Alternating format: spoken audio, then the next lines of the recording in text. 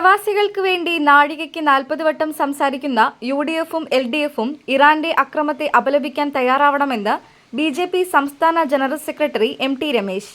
NDA Kuttiadi നിയോജകമണ്ഡലം തെരഞ്ഞെടുപ്പ് committee office ഉദ്ഘാടനം ചെയ്ത് സംസാരിക്കുകയായിരുന്നു അദ്ദേഹം. പ്രവാസികളെ കൂട്ടമായി കൊണ്ടുവന്ന് വോട്ട് പെട്ടിയിലാക്കുന്ന ഇരു മുന്നണികളും പ്രവാസികളോട് നീതി പുലർത്തണമെന്ന് അദ്ദേഹം ആവശ്യപ്പെട്ടു. അമേരിക്കയും ഇറാനും അക്രമം അവസാനിപ്പിക്കണമെന്നാണ് BJPയുടെ കാഴ്ചപ്പാട്. നരേന്ദ്രമോദിയുടെ ശക്തമായ നേതൃത്വമാണ് യുദ്ധത്തിന്റെ പ്രയാസങ്ങൾ നമുക്കില്ലാതാക്കുന്നതെന്നും അദ്ദേഹം പറഞ്ഞു. ഇപ്രാവശ്യം ഈ തെരഞ്ഞെടുപ്പിൽ നമ്മളെല്ലാവരും വലിയ ആത്മവിശ്വാസത്തോടു കൂടിയിട്ടാണ് തെരഞ്ഞെടുപ്പിനെ നേരിടുന്നത്.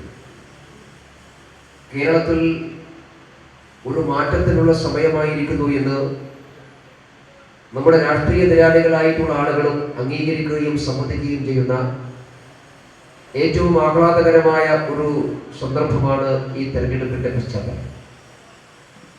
അതുകൊണ്ടാണ് കഴിഞ്ഞ കുറേ ദിവസങ്ങളായി മറ്റു രാഷ്ട്രീയ പാർട്ടികളുടെ പ്രമുഖരായിട്ടുള്ള ആളുകൾ ഓരോ ദിവസവും ഭാരതീയ ജനതാ പാർട്ടിയിലേക്ക് വരാൻ തയ്യാറാണ്.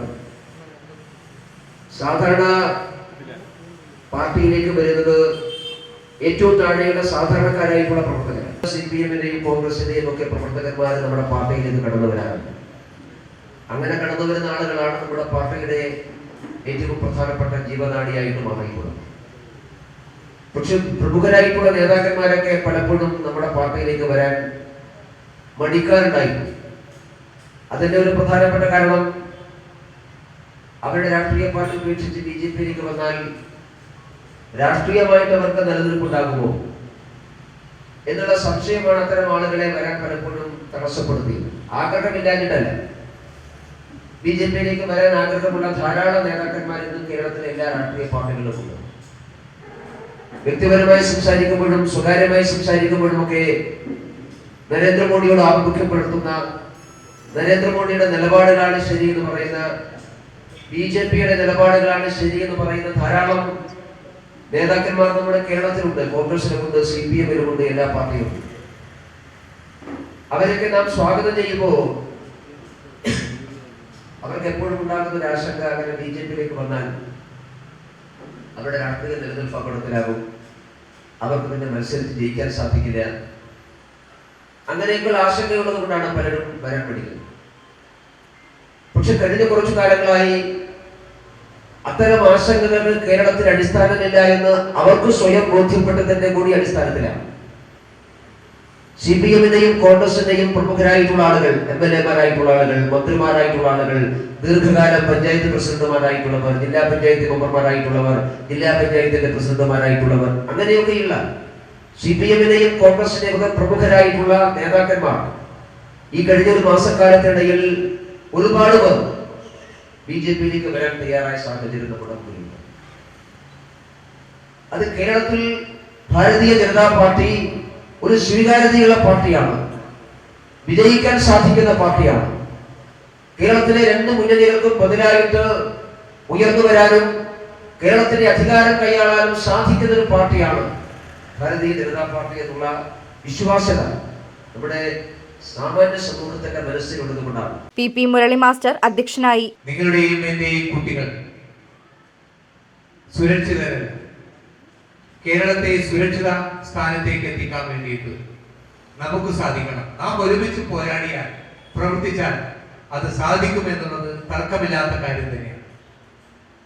മറ്റൊന്ന്, വിശ്വാസ സംരക്ഷണ കേരളം എന്നുള്ളതാണ്. അത് ഇന്ന് ഈ വേദിയിൽ പറയണമെന്ന് ആവശ്യമില്ല. ശബരിമലയെ സംബന്ധിച്ചിടത്തോളം കൊള്ളക്കാർ ഈ രണ്ട് മുന്നണികളും അങ്ങോട്ടും ഇങ്ങോട്ടും കൊഞ്ഞനം കുത്തിക്കൊണ്ട് കഴിഞ്ഞ 10-70 വർഷമായിട്ട് കേരളത്തിലെ ഭരണം കൊണ്ടുപോയിരിക്കുക.